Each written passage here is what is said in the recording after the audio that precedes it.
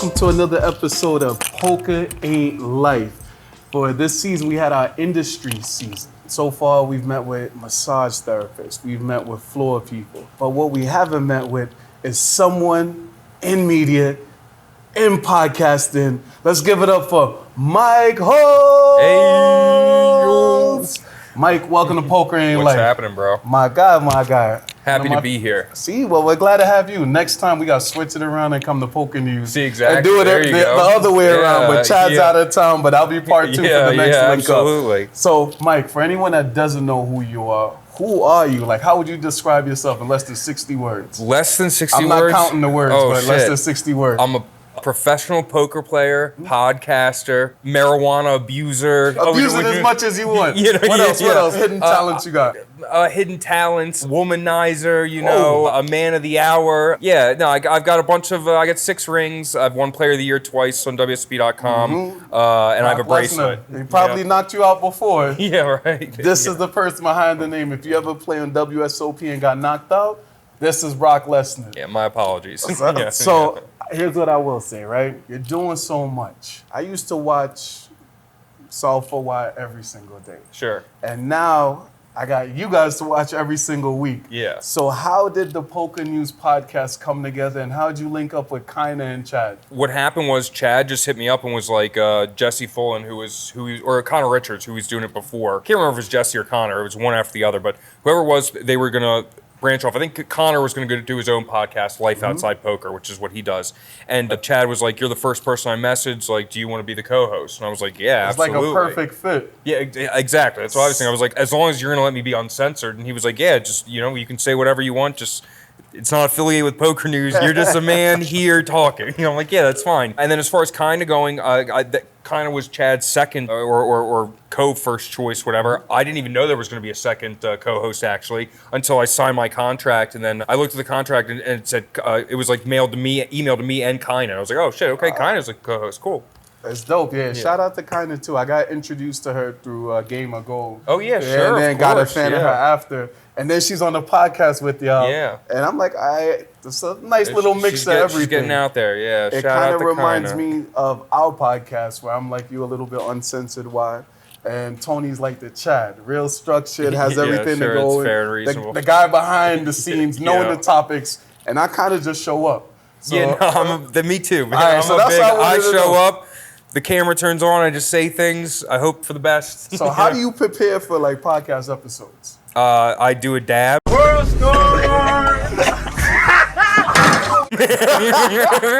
And then they send me a list of things that are the topics, and then I watch them, and then Chad makes it easy for you? Yeah, it was super easy. And then Chad makes the transitions really easy, and then me and kind of debate or talk about, whatever the topics are of the week. I really just go in there and freestyle as hard as possible. Nah, and that's what makes you great, because you're just being you on camera. No, authentic, 100%. 100% authentic. Yeah. And I was going to say the other difference too is that you actually play. So a lot of things that happen, you're there where you know the players. Sure, exactly. And you can give your insight. A lot of podcasts, they're not here playing tournaments, crushing the Venetian for 16,000. In 6 rings, grinding WSOP online. It's like they're not attached to the community. So I think that's what really makes you different and makes that podcast different. No, I appreciate you saying that, and I do think I have a unique perspective that most people don't. Like, I think as far as poker players go, you get like at the top level, you get like a lot of like very nerdy, not outspoken, not like you know what I mean. If you say hi to them, they're like, hey, exactly. They don't even know how to act. So like. Yeah, I feel like if I come to the table like and you didn't know who I was, you would think like this guy's probably not very good. You know what I mean? Like I'm joking around, doing a bunch of dumb fun shit. At the table. Yeah, sure. So.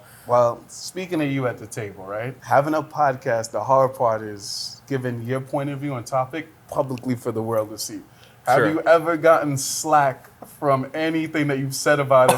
Whether it was a joke or whether they made a bad play? Like, have you ever, has anyone ever hit you up or like saw you in person like, Chad, you for what you said about me. Oh, bro, yeah, 100%. I had a terrible one. Was Chad kind of put me on the spot on the podcast. I was talking about the service dogs. So I hate the fake service dogs at the table. I really do. And how they, like, in a group chat, I was talking about how the fake service dogs are kind of shitty for poker. Like, you got your giant dog under the table, and we all know it's not a real service dog. Like, come on now. And they on the podcast were like, yeah, tell us about, what happened with the dog. Did you catch one of them like snatching food? One of the dogs like snatching a player's food? There was. I'm sitting at the table. Guy comes up. Dog in between them. There's a dude's Chinese food there. Knocks the lid off. Starts eating it. I'm looking. I'm like, what's happening here? I'm like, oh, hey. He sees. He grabs the dog. Doesn't say anything. I call the floor. I'm like, what? What kind of Mickey Mouse club are we running here? Yeah, it was crazy. His dog got banned or whatever, and I talked about it on the podcast. And afterwards, he sat next to me, and we had like a giant argument. It was at the WSOP Circuit Ring, and we had a big argument and everything. And then after I explained my point of view, and he explained his. He heard you out a little bit, you guys. Yeah, he offered. We ate some mushrooms at the table, and everything was fine. It was always help. Yeah, he was not like, that I know anything. No, of course not. Yeah, no. They were. Yeah, it was Portabellos. They were Portabellos. That's a micro dose of Portabellos. At the table? It was I didn't know what to do. It was more of a. He was like. As friends, this is a sign of us. I'm like, all right, sure, man, fucking give me the drugs. There you go, and that's how the argument ended, everyone. So do some mushrooms. That's how the argument will end, and you'll be good at that point. Yeah, this is pretty standard stuff here, guys. Right, so now, transitioning into you and poker now, right? You're a unique blend, a unique mix of someone that could crush it online and play live. Sure. It's a hard mix. Like you said, the nerdy guys, you got guys that crush it online, they have numbers, and in person they don't know what the to do because someone looks at them and they get nervous, or vice versa. 100%. So if you had to do a challenge to turn 1,000 into 10,000, would you do it live or online, and why? Oh, wow. 1,000 to 10,000? Mm-hmm.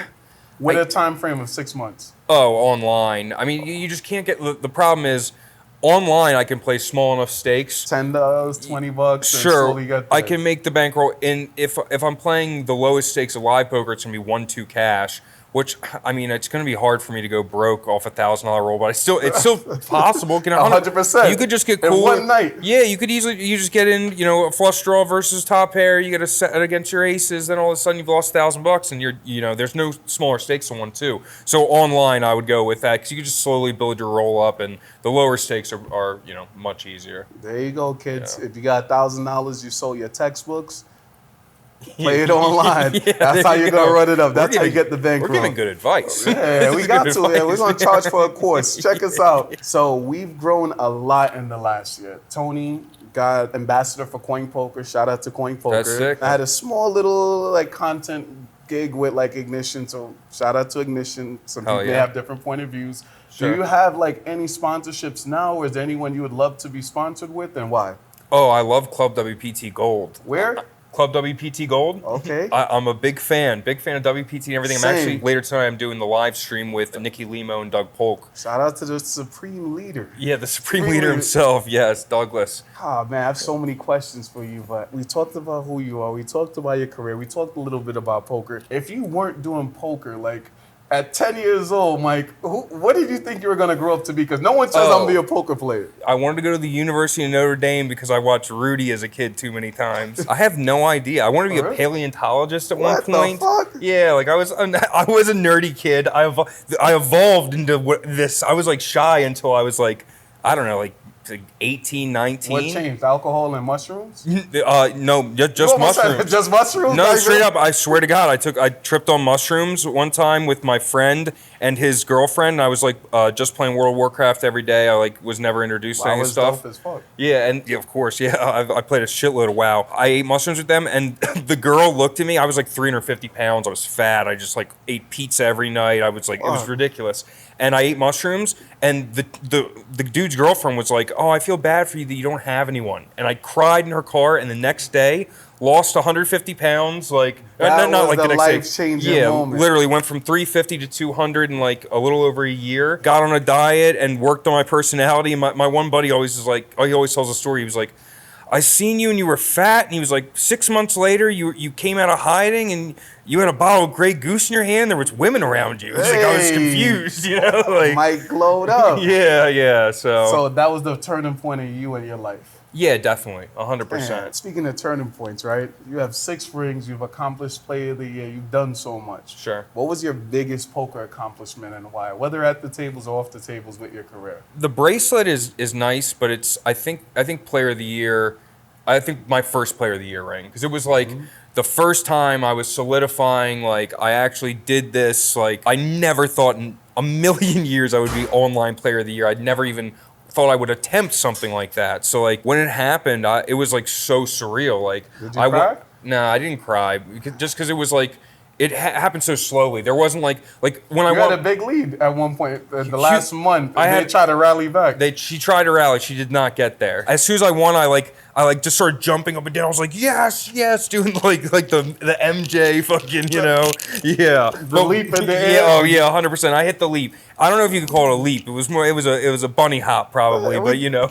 We left the floor. Yeah, that's all that mattered. We left the floor. The floor was not in contact with the shoes. You know what I mean? Wow, that's amazing. Yeah. You are on Poker Ain't Life podcast. Of course. So it's hard for me to say. I don't know where you're going to go with this because it seems like poker had a lot to do where you are now, but you also had a lot that you did off the table. Sure. So for you, is poker life or poker ain't life? I would say poker ain't life. There we go. Another one for Poker Ain't Life crew. Yeah, I'm on the Poker Ain't Life side. While it's an amazing thing, it has offered me so many opportunities. I think there's more important things, just making everybody happy around you, being as happy as you can, just like trying to bring as much positivity as you can around you. And yeah, I think stuff like that's more important than a card game. Now, the poker's given me so much, and I'm so grateful. Same. And I think it's absurd that I have anything close to these accolades or anything. To be accurate. yeah, right, exactly. So yeah, it's just crazy. But yeah, poker ain't life.